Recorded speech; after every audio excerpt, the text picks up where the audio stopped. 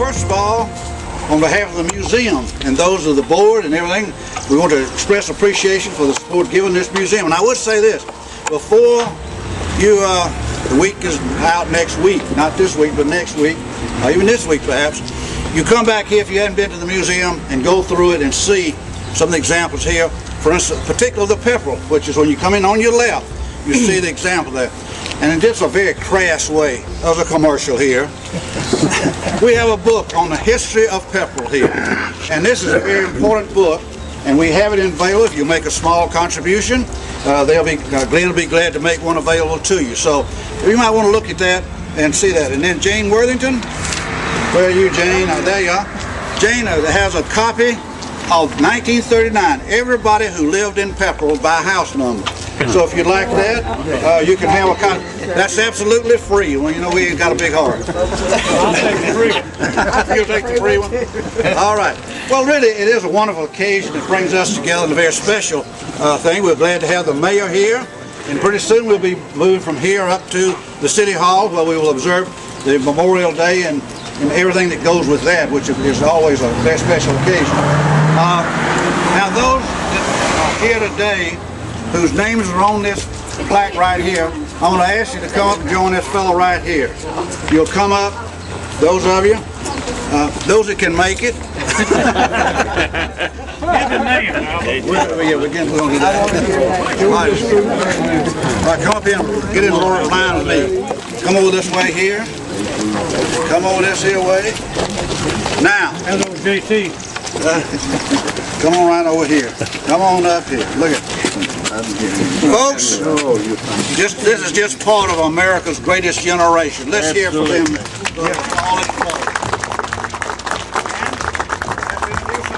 Starting down here. All music! This trick. Chet Flanor. Ernest Pascal. J.C. Mayfield. J.T. Tone. Frank Morris. J.W. Worthington. And any others? Some of you look old enough you could be up here, but you can't be there. Well, let me say that, again, on behalf of our museum, that this assists us, the museum, in recognizing, again, something historic that is historical. And we're Abraham Lincoln, when he addressed the people at Gettysburg, had one line that I've appropriated for this. When he was saying the dedication, he said, "It is altogether fitting and proper that we do." And I would say that would be the keynote here today. What we're doing here, recognizing those that are names on this plaque and those who survive here and represent today, it is altogether fitting and proper that we do. And we do it perhaps a little late, but we do it. And this will be remembered. Again, I want to call your attention inside where the exhibit is of pepperel. The thing is, pepperel doesn't go away. Now, I have been blessed this year to be considered to be, and I hope you understand this in the best light, because this is what was said. I am an honorary linthead. Because I went to the pepperel group up on the backwater up here on Lake Martin of all the pepperel kids, and Crawford was talking about that, and I said because of the fact that my interest here, was made an honorary member. And I'm proud of that. That's a good title to have. The little white paper that you have here is just something, again, that the museum put out. Perhaps and collected some things that maybe as we move from here up yonder, you'll be able to read it, and also to express some appreciation for. Calvin Turner, is he here? No. Not here yet. Henry Stearns here. This plaque didn't just by way of osmosis come from Pepperell Mill right on up here on this wall. There were people who were interested in getting it done, and it was a team effort with Henry and with Calvin and with the city employees who have the skill to do it, to be able to mount this thing that was saved from so much that we let get away. Where was it, Pepperell?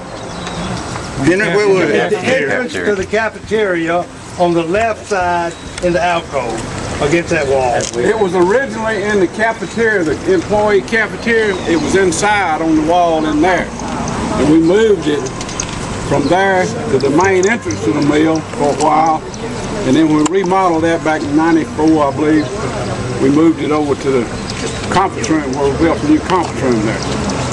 We got a history of it. We got the provenance of it. That's where it's legitimate. Mr. Lanier was in charge of the cafeteria. Good. Well, now let me back you up just so you can see inside the display here. There's the names of all of them on this plaque. Sydney came out here. She didn't have a list. She works here as a journalism student from Auburn. She came out here and wrote down every name that's on that plaque. In the rain. And she has a list of them in here, and then there's pictures of some of those. They provided the pictures for it. And if you want, we don't have the copies of it, but if you want a copy of it, see Sydney, see if she can run you a copy of that list there of everybody that's on this plaque here. So it will be, the display will be there for others. The visitors come into town and from out of town who are from Pepperell and who have been a part of this, bring them down here and show them this and express appreciation to the museum for really documenting this. If this didn't appear here, there were people who were interested and they got it here. Now, Mayor, you're going to save all your remarks for Yes, sir. up there? Okay. You're doing a good job, man. Well, I told some folks the other day, I ain't good, but I'm cheap. So, if you want a copy of the list of those who lived in Pepperell, see Jane, she's right here. If you'd like to make a contribution and get you a copy of the Pepperell story, of Pepperell history here, the story of Pepperell, you can go inside, and Glenn will be in now. The money changer will be there and be able to take your change on that. Again, in Washington, there is we know the monument there with the names on there of those who are deceased. And it is a very, many of you have been there, I'm sure. It is a very emotional moment. Now, when we look at this, sometimes we may say, I don't know a soul on that, or maybe I know one or two. But when you see that, you'll see people who responded not out of coercion, but out of the fact that they want to serve that country. Now, some of them is reluctant. If you got drafted, you were a little bit reluctant, sure. But they served, and we're grateful for it. And they represent a very unique place in our community that we need to recognize and not let slip from memory and not let slip from documenting it so that the people that in the years ahead will know that we appreciate it and what they had done. Now, from our folks who are here, you got any remarks y'all want to make? Well, I just think that growing up in that village made you a soldier, really. So when you got ready to go, boy, you were ready. What about any other comments from here? I'll admit, I spent quite a few days down there myself. I started in the second grade down there, so I went on up through till World War II started. So I lived there quite a while, and I have to say I enjoyed it there. Other comments here? No, I had 4 children that went to the school at Pepperell, plus 5 brothers and sisters that went to school at Pepperell. Okay, concludes the ceremony. Thank you for being here. Thank you, Al.